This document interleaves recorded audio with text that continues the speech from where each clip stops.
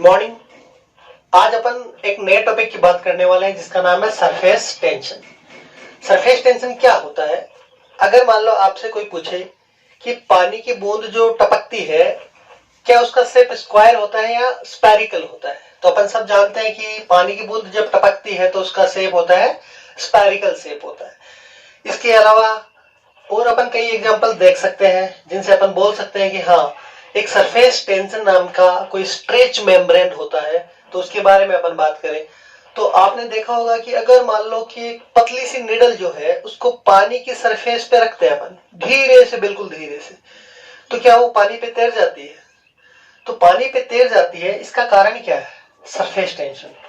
और अगर अपन कई एग्जांपल लें तो अपन बोल सकते हैं कि जैसे मच्छर पानी पे बैठ सकते हैं, तो मच्छर पानी पे बैठ सकते हैं, इसका मतलब उनके वेट को बैलेंस कौन करता है? तो उसके वेट को बैलेंस करता है सरफेस टेंशन। तो इस पूरे चैप्टर में अपन सिर्फ दो ही डेफिनेशन पढ़ेंगे सरफेस टेंशन की, और ये पूरा का पूरा चैप्टर जो है उसमें आईआईटी, नीट, सारे के सारे क्वेश्चन अपन केवल और केवल दो फॉर्मूले पे पूरे फोकस कर सकते हैं। यानी बेसिकली मैं अगर बोलूं तो सरफेस टेंशन की दो डेफिनेशन पे ये पूरा का पूरा चैप्टर इंक्लूड हो जाएगा। तो स्टार्ट करते हैं अपन सरफेस टेंशन के बारे में बातें करना। लेकिन इससे पहले कि मैं आपको कुछ एनर्जी की बातें बता देता हूं जिससे अपने को समझ थोड़ी है जो सरफेस टेंशन के बारे में वो थोड़ी बढ़ जाती है। तो सोचो कि अगर मैं ऐसे बोलूं कि इस पॉट के अंदर लिक्विड है, तो मैं ये पॉइंट मान लेता हूं ए है और ये पॉइंट मान लेता हूं बी है। तो यहां अपन ने ये पॉइंट ए एज्यूम किया है और ये वाला पॉइंट बी एज्यूम किया है। तो अगर अपन देखें तो बी जो है वो सरफेस पे है, और जो पार्टिकल सरफेस पे होते हैं उनकी एनर्जी होती है ज्यादा। तो सारे के सारे पार्टिकल्स क्या चाहते हैं कि अपनी एनर्जी क्या हो, कम, और अपनी एनर्जी को कम करने के लिए वो अपने एरिया को रिड्यूस करते जाते हैं, और अपने एरिया को रिड्यूस करते हैं तो उनकी जो शेप होती है वो स्फेरिकल शेप बन जाती है। इसलिए अपन बोलते हैं कि पानी की बूंद जो गोल होती है। क्लियर है? तो एक आइडिया अपने को यहां से मिला कि जो सरफेस पे जो पार्टिकल्स होते हैं उनकी एनर्जी बहुत ज्यादा होती है, और जो बीच में यानी लिक्विड की सरफेस के अंदर जो पार्टिकल्स होते हैं उनकी एनर्जी कम होती है। दूसरी बात करें, अपने कॉमन चीजें काम में आने वाली है जिसको अपन बोलते हैं कोहेसिव फोर्स और एडहेसिव फोर्स। तो एक छोटी सी बात और कर लेते हैं जिसको बोलते हैं कोहेसिव फोर्स और एडहेसिव फोर्स। तो सबसे पहले अपन बोलते हैं कोहेसिव फोर्स क्या होता है, और एक होता है एडहेसिव फोर्स।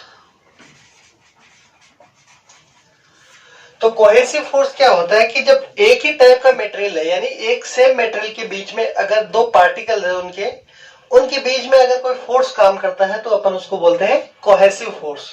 यानी एक ही मटेरियल है, जैसे मान लो इसके अंदर, और इसके कोई दो पार्टिकल्स मान लिए, तो इनके बीच में जो फोर्स काम करेगा उसको अपन क्या बोलेंगे, कोहेसिव फोर्स। यानी सेम मटेरियल के पार्टिकल्स के बीच में जो काम करने वाला फोर्स है उसको अपन बोलेंगे कोहेसिव फोर्स। और दूसरी बात आती है एडहेसिव फोर्स की। तो एडहेसिव फोर्स क्या होता है, जैसे मान लो कि ये अपने पास एक मटेरियल है और ये अपने पास एक मटेरियल है। मान लो कि ये मटेरियल फर्स्ट है और ये मटेरियल सेकंड है। तो दो डिफरेंट मटेरियल्स के पार्टिकल्स के बीच में, जैसे इस मटेरियल का पार्टिकल ये है, इस मटेरियल का पार्टिकल ये है, इन दोनों के बीच में जो फोर्स काम करता है उसको अपन क्या बोलते हैं, एडहेसिव फोर्स। तो आपने सुना होगा जैसे फेविकॉल इज एडहेसिव, या जो फेविकॉल का डिब्बा आता है उस पे लिखा हुआ था बेस्ट एडहेसिव। एडहेसिव का मतलब क्या होता है कि जैसे ये एक जो मटेरियल है अपना, उसके साथ अपन क्या लगा देते हैं, फेविकॉल लगा देते हैं। तो फेविकॉल के जो पार्टिकल्स हैं वो इस मटेरियल के पार्टिकल को अट्रैक्ट कर लेते हैं। तो मटेरियल फर्स्ट फेविकॉल के साथ चिपक गया, और फेविकॉल के जो पार्टिकल्स हैं वो दूसरे मटेरियल्स के साथ भी चिपक जाते हैं। तो ये पूरे सिस्टम को एक साथ जोड़ देते हैं। तो इसलिए अपन क्या बोलते हैं, फेविकॉल इज एडहेसिव। इसका मतलब एडहेसिव, अगर इसका और एग्जांपल देखें, जैसे लकड़ी है और प्लाई है, इन दोनों को चिपकाते हैं तो अपन किसका यूज करते हैं, फेविकॉल का। तो वही बात फेविकॉल क्या कर लेता है, लकड़ी को चिपका लेता है, इधर से प्लाई को चिपका लेता है और दोनों को एक साथ चिपका देता है। इसलिए अपन क्या बोलते हैं, फेविकोल इज एडेसिव। तो एडेसिव का मतलब समझ में आ गया कि जब दो टाइप के मटेरियल्स के पार्टिकल्स के बीच में जो फोर्स लगता है उसको अपन क्या बोल देते हैं, एडेसिव फोर्स। और एक ही मटेरियल के पार्टिकल्स के बीच में जो फोर्स लगता है वो होता है कोहेसिव फोर्स। तो कोहेसिव फोर्स समझ में आया, एडेसिव फोर्स समझ में आया, एनर्जी की बात समझ में आई, और सीधे सीधे अब अपन आते हैं सरफेस टेंशन के टॉपिक पे। तो अपने को सिर्फ दो ही डेफिनेशन पढ़नी है जिससे अपना पूरा का पूरा चैप्टर क्लियर होने वाला है। तो पहली डेफिनेशन की अपन बात करें तो ध्यान से सुनो। जैसे मान लो कि ये कोई लिक्विड की सरफेस है,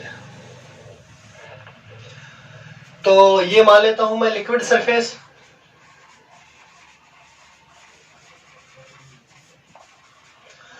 और अगर इस लिक्विड की सरफेस में कोई एक इमेजिनरी लाइन ड्रॉ की जाए, जैसे मान लो कि मैंने कोई इमेजिनरी लाइन बना दी और इसकी मान लो लेंथ है अपने पास L लेंथ है इस लाइन की। तो ये जो लिक्विड की सरफेस है इस इमेजिनरी लाइन पे जो फोर्स लगाती है, जैसे मान लो ये फोर्स लगाया या इधर फोर्स लगाया,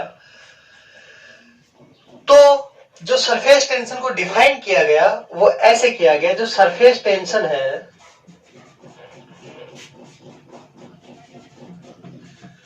वो होता है फोर्स पर यूनिट लेंथ, फोर्स पर यूनिट लेंथ क्या कहलाता है, सरफेस टेंशन। फोर्स कौन सा, जो इस लाइन के अलोंग लगे, अलोंग द सरफेस बोल सकते हैं, अलोंग द सरफेस लगे और इस लाइन के परपेंडिकुलर लगे, उस फोर्स को, और जो लेंथ अपन ने मानी है, यानी जो सरफेस जितनी भी कांटेक्ट में आ रही है उस सरफेस की जो लेंथ है उन दोनों का रेशियो क्या होता है, सरफेस टेंशन होता है। सरफेस टेंशन को अपन T से रिप्रेजेंट करते हैं, तो T इक्वल टू अपन लिख सकते हैं F/L। अगर अपन देखें तो इसकी यूनिट भी देख सकते हैं, यहां से फोर्स की यूनिट होती है न्यूटन और लेंथ की यूनिट होती है मीटर। तो न्यूटन पर मीटर की इसकी हो गई अपने पास सरफेस टेंशन की यूनिट हो गई। तो यहां तक अपन ने एक चीज पढ़ ली है, पहली डेफिनेशन कंप्लीट हो चुकी है। अपन सरफेस टेंशन की बोलते हैं फोर्स पर unit length is known as surface tension. Surface tension को किससे रिप्रेजेंट किया जाता है, T से। तो क्या बोल सकते हैं, T इक्वल टू F/L, या फिर इसकी यूनिट की बात करें तो अपन क्या बोल सकते हैं, न्यूटन पर मीटर। क्या इतनी बात क्लियर हो चुकी है?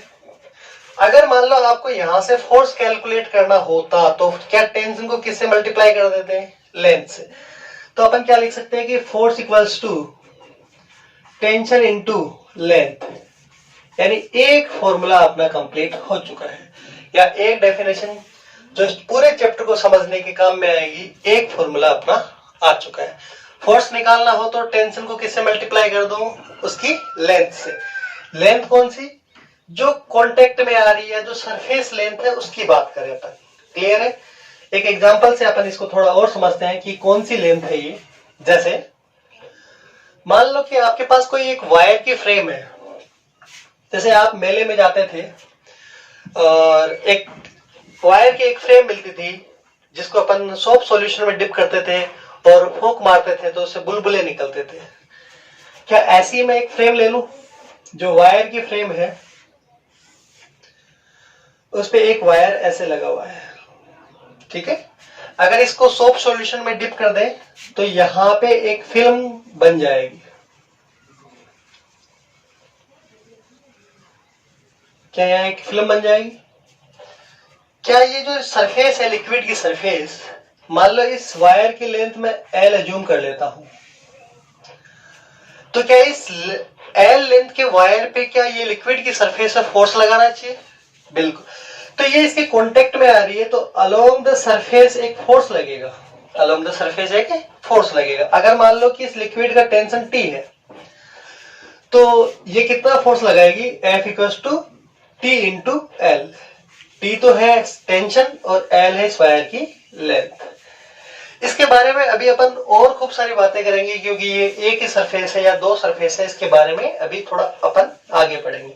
फिलहाल के लिए अपन जानते हैं कि फोर्स निकालना हो तो टेंशन को किससे मल्टीप्लाई कर दो, लेंथ से मल्टीप्लाई कर दो। अगर लेंथ से मल्टीप्लाई कर देंगे तो अपने पास किसका क्या आ जाएगा, फोर्स आ जाएगा। तो अब नेक्स्ट अपन इसी में थोड़ा सा और पढ़ते हैं। एक बात और कर लेते हैं निडल वाली, ताकि अपने को और क्लियरिटी आ जाए टॉपिक्स में। मान लो एक निडल है, सुई है। अगर अपन उसको पानी की सरफेस पे ऐसे रखते हैं, जैसे मान लो ये निडल है, एल लेंथ की निडल है और ये पानी की सरफेस है, इस पे अपन ने इसको ऐसे रख दिया, ठीक है। और अगर अपन इसको सामने से देखते हैं तो क्या ये अपने को ऐसे दिखेगी? मान लो एक निडल है जिसकी लेंथ है एल, अगर मैं इसको पानी की सरफेस पे रख दूं तो क्या अपने को ये ऐसी दिखाई देगी? लेकिन मैं अगर इसको जूम करता हूं, मान लो कि मैंने इसको 30x जूम कर दिया, तो जूम करने के बाद क्या मेरे को ये ऐसी दिखेगी?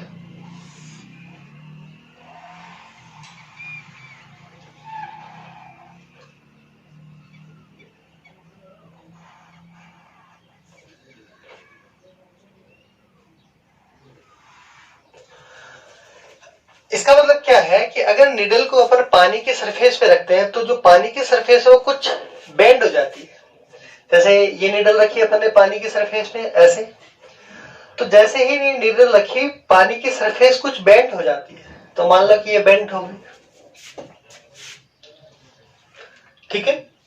अगर मान लो कि मैं ऐसे मानू कि ये एंगल जो है वो थीटा एंगल है, तो ये एंगल भी मैं थीटा मान लेता हूं।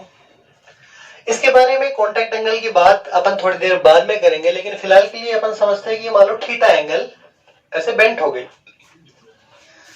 तो इस निडल का मास अगर m होता तो इस निडल के नीचे की साइड में जो फोर्स लगता वो क्या लगता? mg फोर्स लगता। लेकिन फिर भी ये डिप नहीं हो रही है, इसका मतलब इसके ऊपर की साइड में भी कोई ना कोई फोर्स वर्क कर रहा है।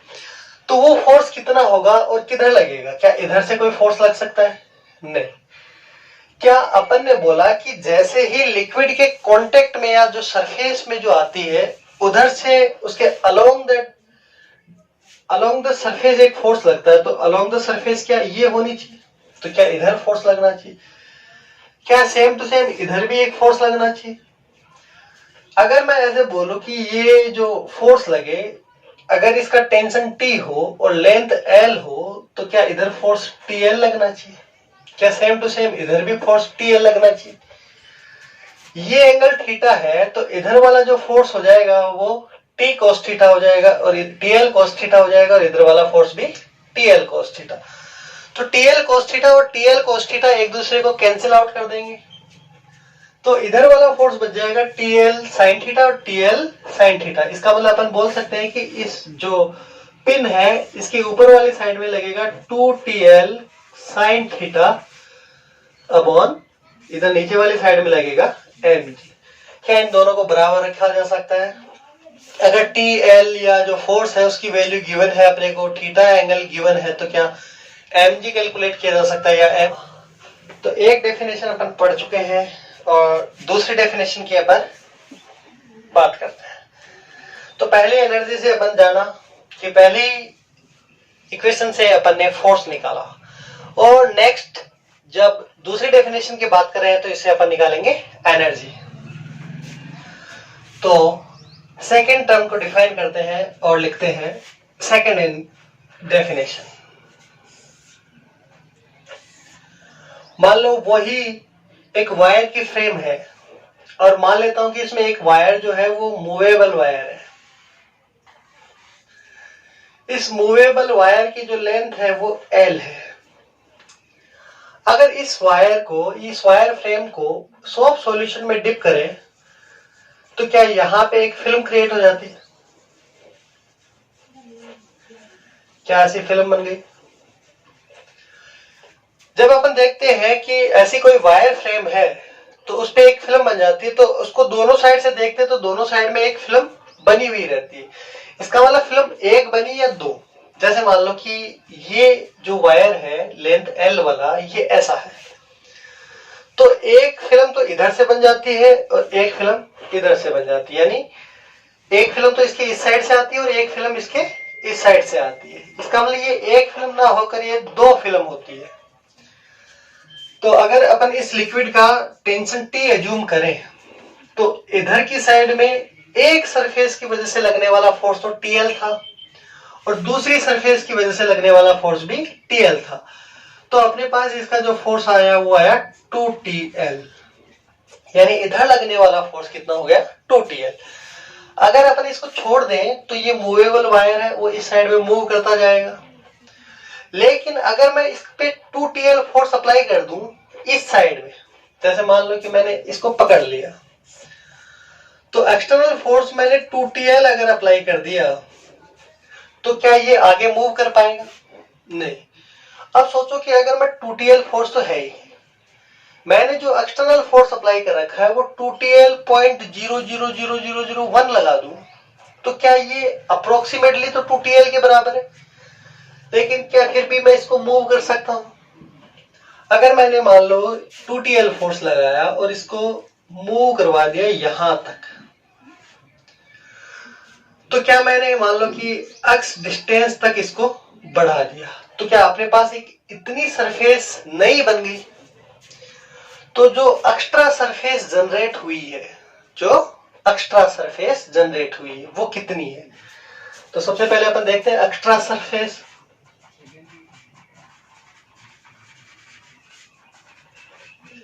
तो एक्स्ट्रा सरफेस की बात करें तो इसकी लेंथ तो L है और इसकी विड्थ X है। तो एक सरफेस तो LX होनी चाहिए, पर ये दोनों साइड से है, इसका मतलब ये एक्स्ट्रा जो सरफेस बनी वो 2LX बनी। ये 2LX जो सरफेस बनी है उस पे वर्कडन किसने किया? एक्सटर्नल एजेंट ने, यानी जिसने ये पकड़ के खींचा इसको, उसने क्या किया? वर्कडन, जिससे कितनी एक्स्ट्रा सरफेस बन गई? 2LX एक्स्ट्रा सरफेस जनरेट हो गई। क्या जो वर्कडन एक्सटर्नल एजेंट ने किया, क्या वही वर्कडन जो है उसकी एनर्जी में कन्वर्ट हो जाएगा? अगर वही वर्कडन इसकी एनर्जी में कन्वर्ट हो जाता है तो अपन बात करें कि वर्कडन बाय एक्सटर्नल एजेंट, तो अपन लिखते हैं वर्कडन बाय एक्सटर्नल एजेंट। तो वर्कडन बाय एक्सटर्नल एजेंट जो है वो हमेशा जो सरफेस एनर्जी है, जो जितनी सरफेस अपन ने न्यू जनरेट की है, यानी जो एक्स्ट्रा सरफेस जनरेट की है, उसकी एनर्जी के इक्वल होना चाहिए। तो अपन लिख सकते हैं work done by external agent equals to surface energy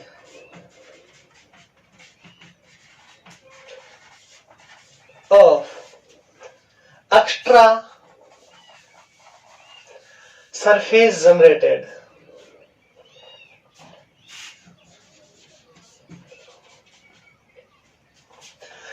तो वर्कडन देखते हैं। अपन जानते हैं वर्कडन क्या होता है, फोर्स इनटू डिस्प्लेसमेंट। डिस्प्लेस कितना करवाया अपन ने?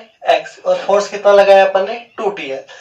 तो वर्कडन की बात करें तो वर्कडन कितना आया अपने पास? Force into displacement.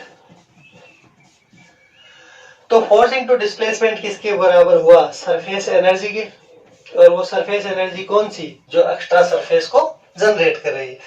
फोर्स है अपने पास 2TL, तो यहां लिख सकते हैं अपन 2TL और इनटू डिस्प्लेसमेंट कितना है? x, तो क्या लिख सकते हैं? 2TLx। तो अपने पास वर्कडन बाय एक्सटर्नल एजेंट आ गया 2TLx, या अपन ऐसे बोल सकते हैं कि जो सरफेस एनर्जी वो कितनी आई? 2TLx। तो सरफेस एनर्जी आ गई अपने पास 2TLx। तो ये तो है अपने पास सरफेस एनर्जी बोल दो चाहे वर्कडन बोल दो। अगर मैं एक नई टर्म की बात करूं तो क्या मैं ऐसे बोल सकता हूं कि surface energy per unit area की बात करूं? एक नई टर्म की बात करूं कि surface energy per unit area, तो क्या लिखना चाहिए अपने को? Surface energy upon area. तो सरफेस एनर्जी कितनी है? 2TLx। तो टोटल सरफेस एनर्जी अपने पास 2TLx और अपॉन में एरिया। एरिया कौन सा? जितना अपन ने इसको बढ़ाया है, जितना एक्स्ट्रा एनर्जी जो एक्स्ट्रा सरफेस एरिया बना है वो कितना है? 2LX। तो 2LX तो कितना आ गया? T। LX से LX कैंसिल आउट हो गया, 2 से 2 कैंसिल आउट हो गया। तो क्या अपन ऐसे बोल सकते हैं कि T equals to surface energy upon में एरिया। तो एक ये नई डेफिनेशन बन गई जो अपन बोल सकते हैं T equals to surface energy upon area. तो ये दो डेफिनेशन अपनी कंप्लीट हुई, यानी ये चैप्टर लगभग अपने का कंप्लीट हो चुका है। एक कैसे कंप्लीट हो चुका है, इससे खूब सारे डेरिवेशन करेंगे।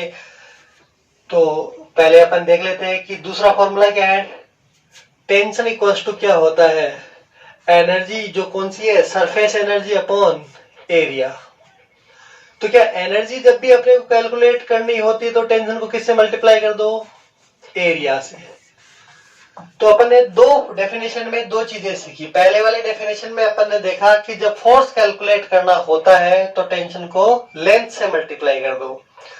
दूसरा अपन ने देखा कि जब एनर्जी कैलकुलेट करनी होती है तो टेंशन को एरिया से मल्टीप्लाई कर दो। क्या ये दोनों डेफिनेशन अपनी कंप्लीट हो चुकी है। अब सारा का सारा सिस्टम इन दोनों फॉर्मूलों पे ही बेस्ड होगा।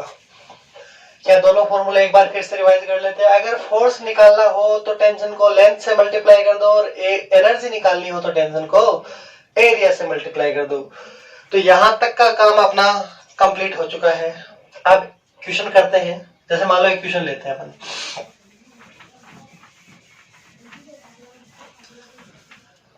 अब सारे के सारे टर्म्स बस ये दो ही फॉर्मूले पे बेस्ड रहेगी और सारे के सारे क्वेश्चंस अपने सोल्व होते जाएंगे।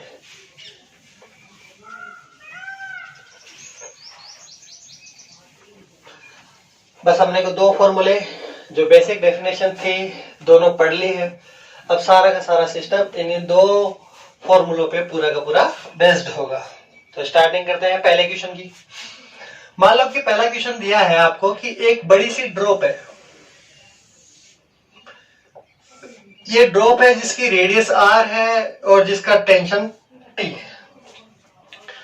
क्वेश्चन ये है कि जब इस r रेडियस की ड्रॉप को n स्मॉल ड्रॉप्स में डिवाइड किया जाए, जब इस ड्रॉप को जैसे मान लो इसको तोड़ दिया जाए बहुत छोटी छोटी ड्रॉप्स में, तो मान लिया कि अपन ने n ड्रॉप्स बन गई।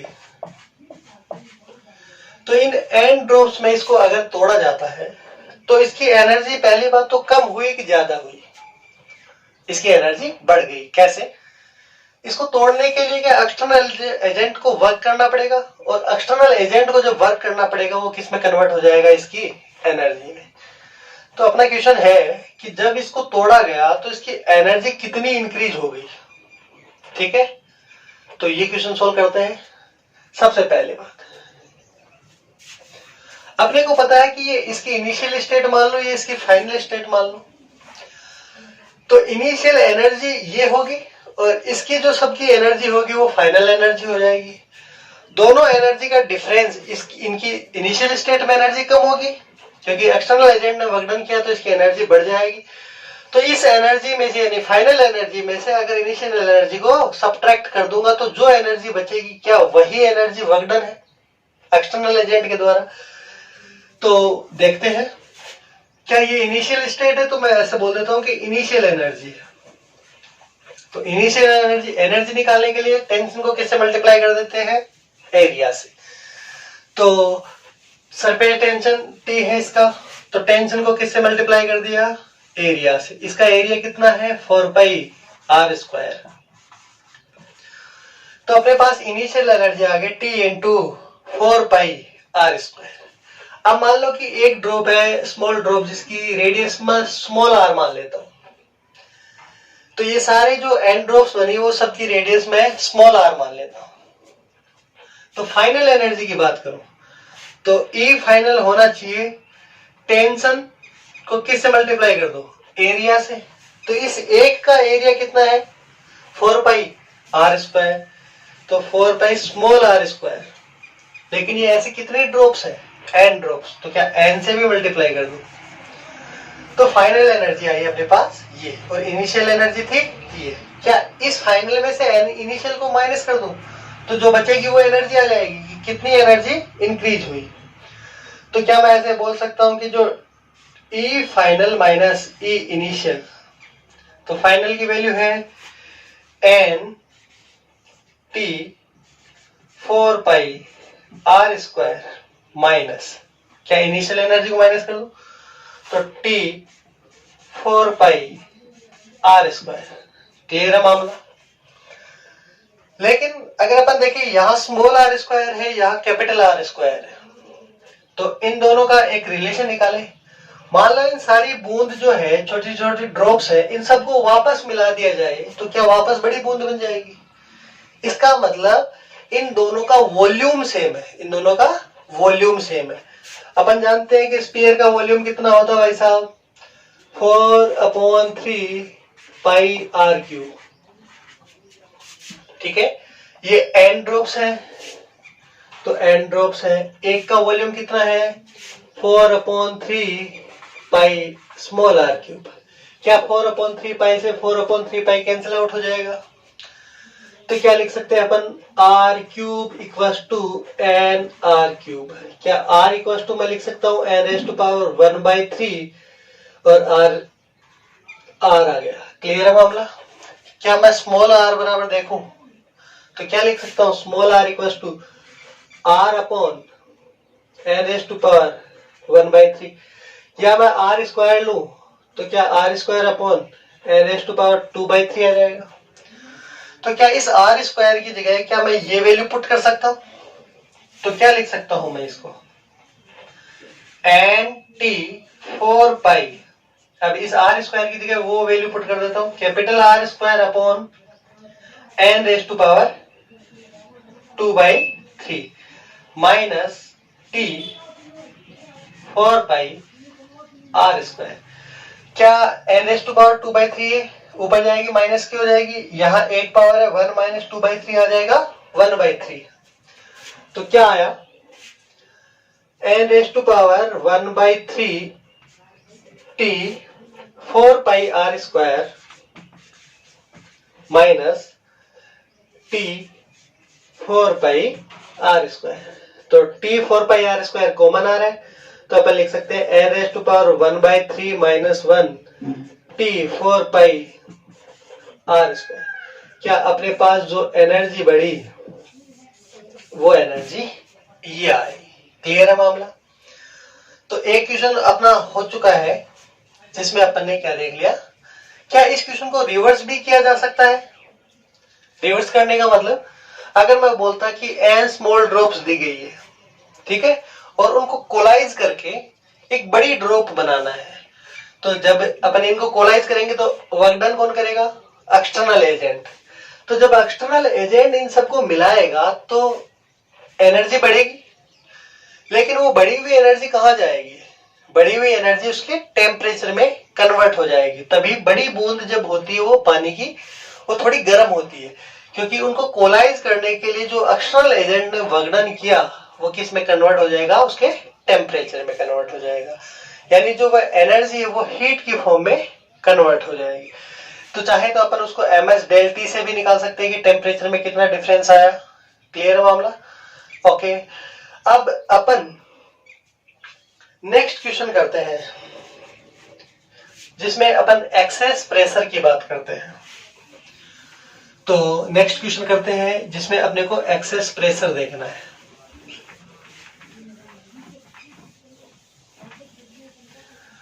तो एक क्वेश्चन कंप्लीट हो गया अपना। अब नेक्स्ट क्वेश्चन देखते हैं एक्सेस प्रेशर। तो एक्सेस प्रेशर का क्वेश्चन ढंग से देख लेते हैं और बात करते हैं आगे। तो जैसे मान लो कि सबसे पहले अपन ड्रॉप की बात कर लेते हैं कि एक ड्रॉप है, ये ड्रॉप है जिसकी रेडियस r है, ठीक है। इस ड्रॉप के अंदर अलग प्रेशर होगा, उस प्रेशर को मैं P इन मान लेता हूं। क्या इस ड्रॉप के बाहर का जो प्रेशर होगा वो कुछ अलग होगा, जिसको P आउट या PO मान लेता हूं या P नॉट मान लेता हूं। अपन देखते हैं कि जब किसी गुब्बारे में फूंक भर के गुब्बारे को फुलाया जाता है तो उसके अंदर का प्रेशर ज्यादा होता है, बाहर का प्रेशर कम होता है। तो यहां इस ड्रॉप की बात करें तो अगर अंदर का प्रेशर ज्यादा है और बाहर का प्रेशर कम है तब उसका आकार ऐसे है कॉनकेव। तो इन दोनों का जो डिफरेंस होगा P इन माइनस PO वही क्या एक्सेस प्रेशर कहलाएगा। यानी जो प्रेशर का जो डिफरेंस है वही तो एक्सेस प्रेशर होता है। तो सबसे पहले अपन ऐसे सोचें इसको कि जैसे मान लो कि इस ड्रॉप को मैंने बीच में से काट दिया, क्या बीच में से काटने पर क्या ये ड्रॉप अपने को ऐसी दिखेगी?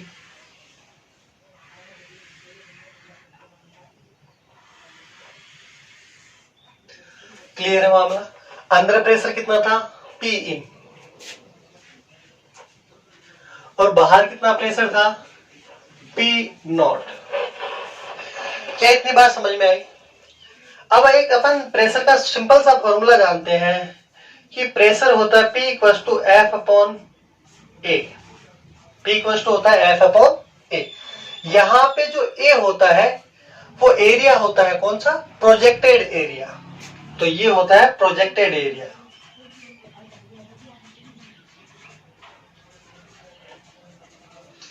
तो क्या F निकाला जा सकता है? तो F इक्वल्स टू क्या लिख सकते हैं? PA। क्लियर है मामला? तो PO इस साइड में है, जैसे मान लो कि इसकी रेडियस मैंने R मानी थी, तो क्या ये PO इस पे प्रेशर लगाएगा, वो क्या इधर लगेगा? तो इधर PO ने फोर्स लगाया, कितना? तो फोर्स लगाना था, फोर्स देखना है, तो क्या लिखना पड़ेगा? Pressure into area. प्रेशर कितना है? PO। तो PO और एरिया कितना हो गया इसका? पाई आर स्क्वायर। तो इधर फोर्स लगा अपना PO पाई आर स्क्वायर। क्या अंदर जो प्रेशर वो इस साइड में फोर्स लगाएगा? तो अंदर जो फोर्स है, सॉरी प्रेशर है, वो कितना है? P in. तो एरिया कितना? वही पाई आर स्क्वायर। तो कितना फोर्स लगना चाहिए? PA, यानी P कितना? P in. तो P in pi are square. क्या इतनी बात क्लियर हो गई? इस PO ने फोर्स लगाया P not pi are square, P in ने फोर्स लगाया P in pi are square. लेकिन एक बात और, जैसे मान लो कि ये दो अलग अलग पोर्शन में अपने डिवाइड किया, तो इस पोर्शन की बात करें, ऐसे इनको कर दिया तो ये पूरी की पूरी ड्रॉप बन जाएगी। लेकिन जैसे अपन इसको कट किया, इमेजिनरी देखें अपन, तो ये पूरी की पूरी जो लेंथ है यहां से लेकर यहां तक, वो कितनी लेंथ हो गई? 2 पाई आर। भाई यहां से लेकर यहां तक कितनी लेंथ हो गई? 2 पाई आर। तो इस 2 पाई आर जैसे इसके कांटेक्ट में आई, तो क्या इधर फोर्स लगना चाहिए, यानी इस सरफेस पे एक फोर्स लगना चाहिए। जो फोर्स कौन लगाएगी? ये बाकी की आधी जो ड्रॉप है वो इस सरफेस पे एक फोर्स लगाएगी।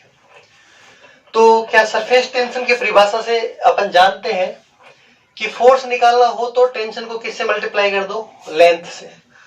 तो फोर्स निकालना है तो फोर्स इक्वल टू T है टेंशन अपना, और लेंथ कितनी होगी? 2 पाई आर। तो क्या लिख सकते हैं? 2 पाई आर। क्या ये किधर लगा? इस साइड में। इसका मतलब इस साइड में फोर्स लगा T 2 पाई आर। तो इस साइड में दो फोर्स लग रहे हैं, कितना? एक तो लग रहा है P not pi are square, एक लग रहा है T 2 पाई आर। लेकिन इस साइड में कितने फोर्स लग रहे हैं? एक ही, कितना? P in pi are square. क्या इन दोनों को इक्वल पुट किया जा सकता है? तो क्या लिख सकते हैं?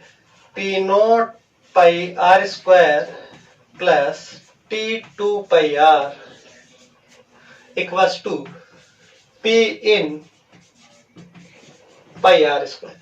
क्या P नॉट पाई आर स्क्वायर को साइड में ले जाएं और पाई आर स्क्वायर को कॉमन ले लें, तो क्या लिख सकते हैं? T 2 pi R equals to P in minus PO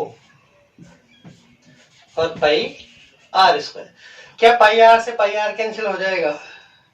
तो ये आ गया 2T upon R equals to P in minus PO।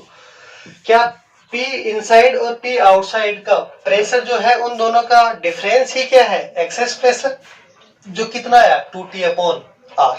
जो कितना आया? 2T upon R. क्या same to same question bubble के लिए भी कर सकते हैं?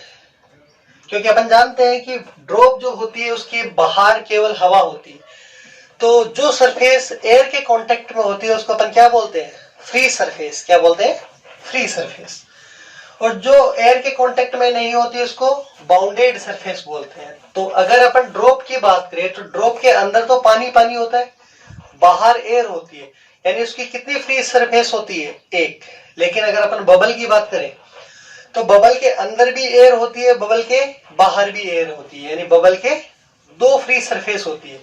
यानी ये जो दो सरफेस होंगी तो एक पे फोर्स लगा T2πr, ठीक है, तो दो पे कितना लग जाना चाहिए? क्या सेम टू सेम दूसरा फोर्स आ जाएगा? तो क्या लिख देंगे 2T या 4T πr। क्लियर है? तो ये आ जाएगा 40/r। तो उसको सोल्व करने की कोशिश करें। नेक्स्ट वीडियो में उसको बबल के लिए अपन क्या करने वाले हैं? सोल्व करने वाले हैं। तो बबल के लिए एक्सेस प्रेशर निकालना है। तब तक के लिए बाय।